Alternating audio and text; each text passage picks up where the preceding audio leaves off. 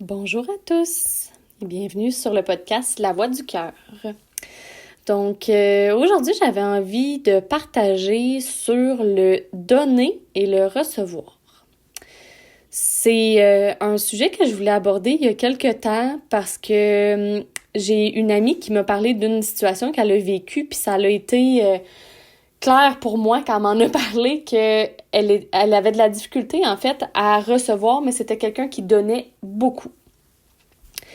Puis j'ai voulu prendre parole par rapport à son histoire. Puis après ça, je me suis rectifiée. Puis je me suis dit que c'était pas tant une bonne idée de prendre son histoire, de prendre ses charges qui lui appartiennent.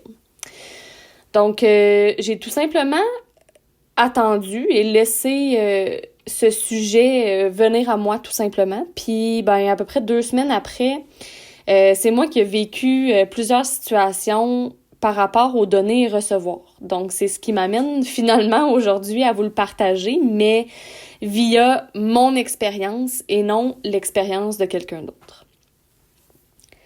Ça fait un certain temps que je réalise à quel point je suis quelqu'un qui donne beaucoup.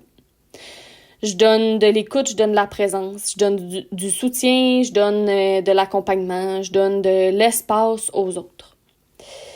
Puis il y a quelques jours, je vivais quelque chose, puis j'avais besoin de me faire écouter en retour et d'avoir une présence pour me soutenir. J'en suis venue à me dire que je donne beaucoup, mais je reçois très peu en retour, puis surtout, le point qui m'a marqué le plus, c'est que quand je reçois, j'ai de la difficulté à le recevoir également. Comme si je devais être redevable envers l'autre personne. Puis cette prise de conscience-là, elle s'est manifestée au travers 2 situations très précises qui ont été vécues récemment et dans la même journée. Donc, il y a quelques jours, je suis arrivée chez ma mère. Puis j'étais complètement épuisée, drainée de ma journée. Je venais justement de vivre une situation assez intense avec mon fils quand il est revenu de l'école. Donc, une crise, beaucoup de colère, de frustration. Il a lancé des objets, il a donné des coups dans les murs, il a détruit des choses.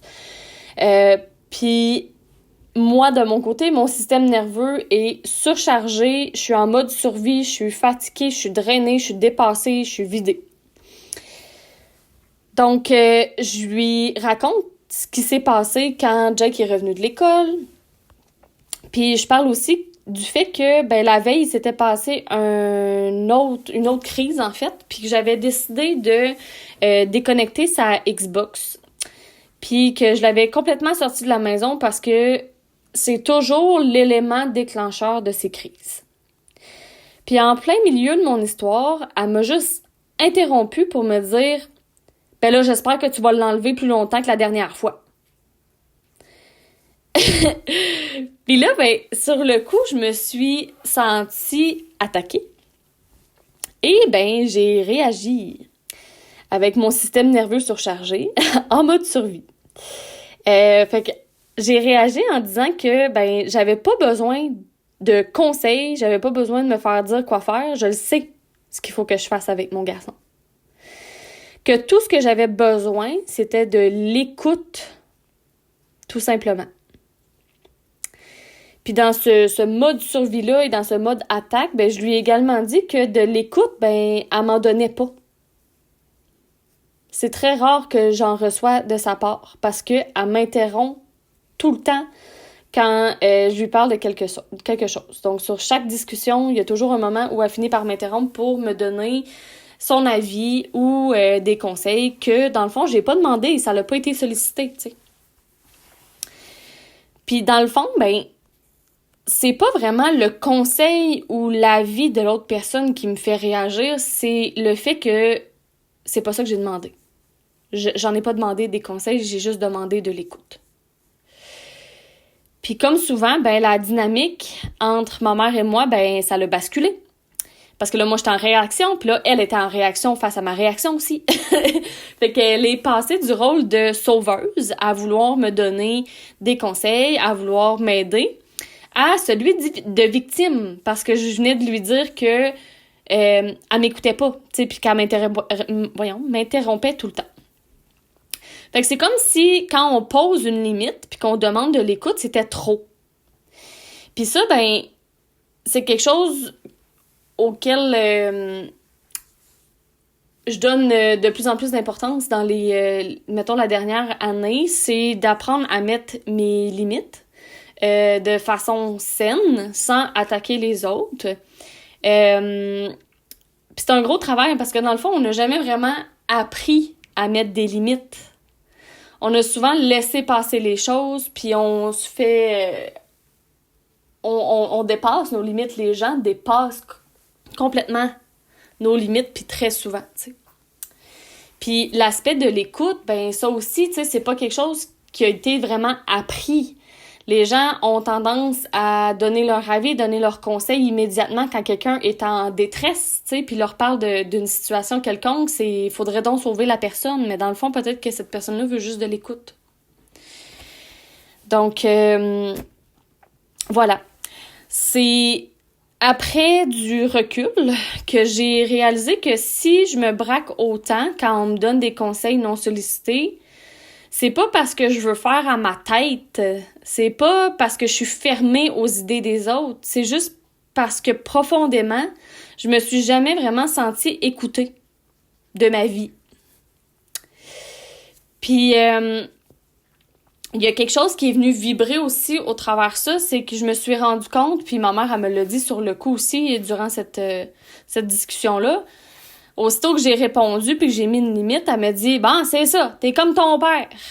On peut jamais vous dire quelque chose que vous pognez les nerfs tout de suite, tu sais. » Puis ça, j'ai grandi là-dedans à entendre ce discours-là par rapport à mon père, qu'on pouvait jamais rien y dire, puis j'ai expérimenté, moi aussi, certaines choses avec mon père. Quand je venais pour y dire quelque chose, finalement, qui était comme un avis ou un conseil ou peu importe, il se fermait tout de suite, tu sais, puis il voulait pas l'entendre.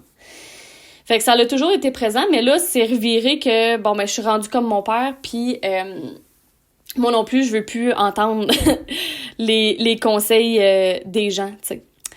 Puis, dans le fond, je me suis juste rendu compte que, autant pour lui que pour moi, ben, c'est pas de l'arrogance de pas vouloir la vie des autres. Quand on se sent jamais vraiment entendu par les autres, ben, on se protège, on se ferme, on réagit vite. Puis,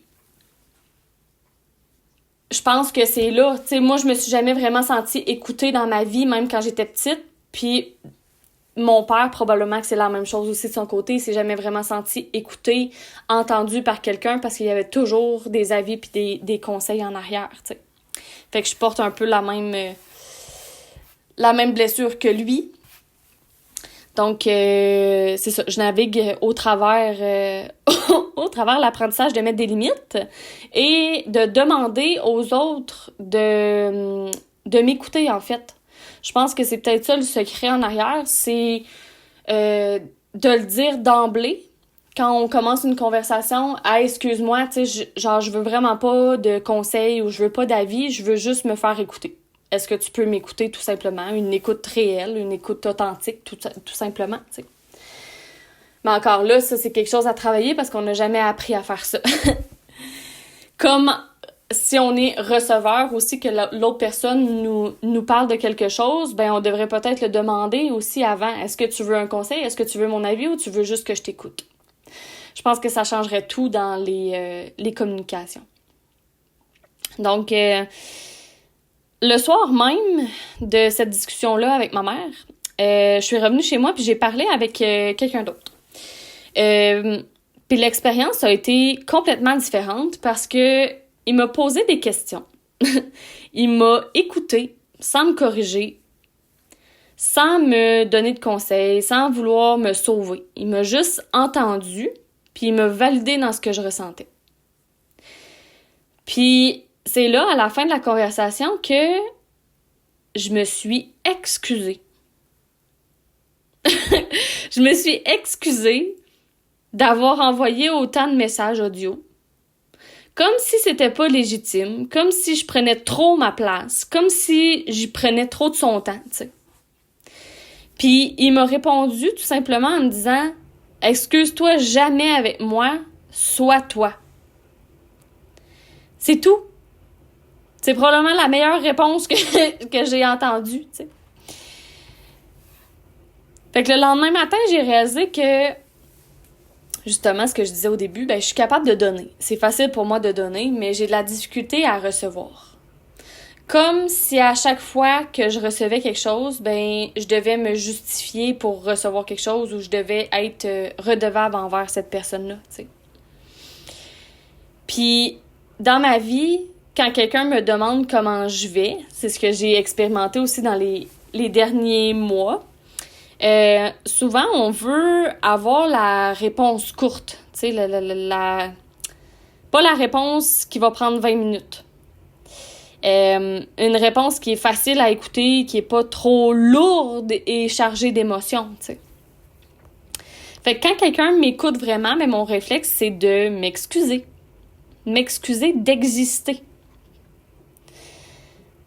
Puis ça, ça me ramène à ma polarité féminine, que j'intègre beaucoup depuis quelques mois, puis j'en ai parlé là, beaucoup dans les derniers podcasts, dans d'autres vidéos aussi sur ma page Facebook.